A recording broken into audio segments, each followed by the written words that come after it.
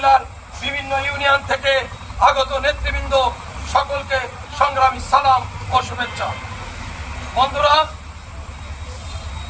আমি আপনাদেরকে বারবার বোঝাতে চেষ্টা করেছি যে আমাদের সংগঠনকে মজবুত করতে হবে, আমাদের ওয়ার্ড কমিটিগুলো করতে হবে, মজবুত করতে হবে।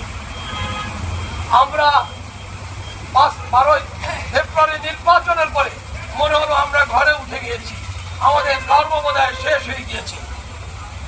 একটি সুসংগঠিত দলের কর্মযজ্ঞ কখনো শেষ হয়নি।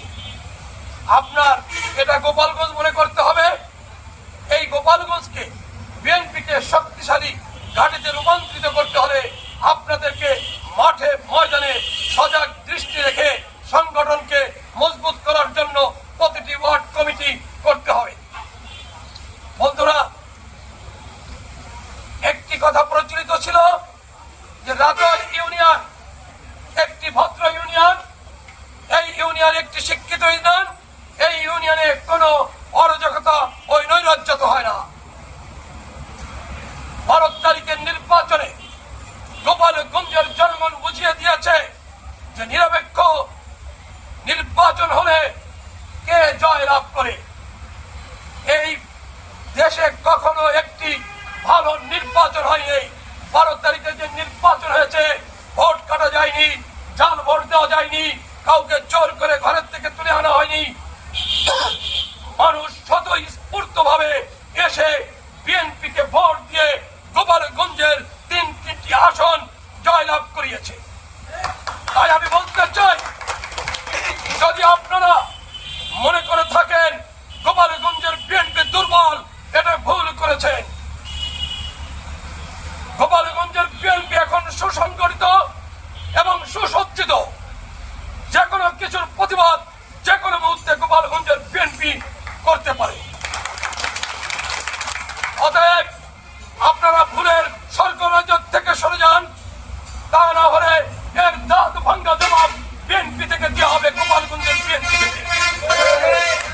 আমাদের দেশের স্বাধীন হয়েছে এতটি বছর, উন্নয়নের নামে লুটপাট হয়েছে। যখন তারেক রহমানের নেতৃত্বে সারা বাংলাদেশে উন্নয়নের জোয়ার বয়ে চলেছে, সারা বাংলাদেশের মানুষ যখন জাগ্রত হয়েছে, আর বসে থাকার সময় নাই, দেশটাকে উন্নয়নের স্বর্ণ শিখরে নিয়ে যেতে হবে। গোপালগঞ্জের 3টি এমপি মাঠের ময়দানে 24 ঘন্টা কাজ করছে। গোপালগঞ্জকে ওই বদনাম থেকে সরিয়ে এনে বাংলাদেশের আরো 63 জেলার থেকে যোগ করে 64 জেলায় রূপান্তরিত করার জন্য। সেখানে যদি আপনারা কেউ রাজ্য সৃষ্টি করার চেষ্টা করেন, তার দাঁত ভাঙ্গা জবাব দেওয়া হবে। অতএব এই উন্নয়নকে বাধাগ্রস্ত করতে দেওয়া যাবে না। ওদের এই উন্নয়ন দেখে ওদের মাথা খারাপ হয়ে গেছে। আপনাদের যদি রাজনীতি করতে হয়, আপনাদেরকে বাংলাদেশের প্রচলিত আইন মেনে রাজনীতি করতে হবে।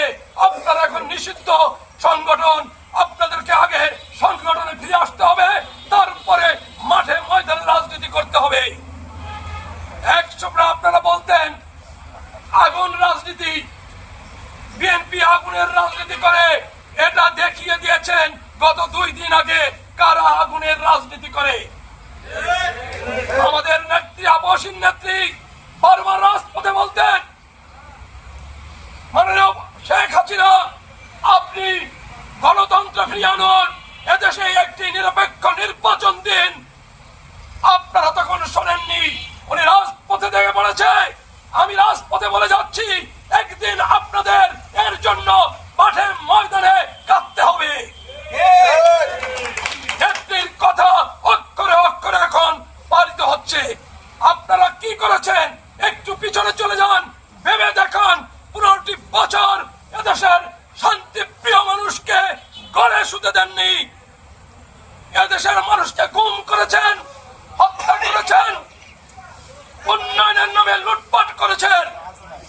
অতএব তারেক রহমান, আমাদের মাননীয় প্রধানমন্ত্রী, বিএনপির চেয়ারপারসন তারেক রহমানের নেতৃত্বে 18 কোটি মানুষ জেগে উঠেছে। অতএব আপনাদেরকে কেউ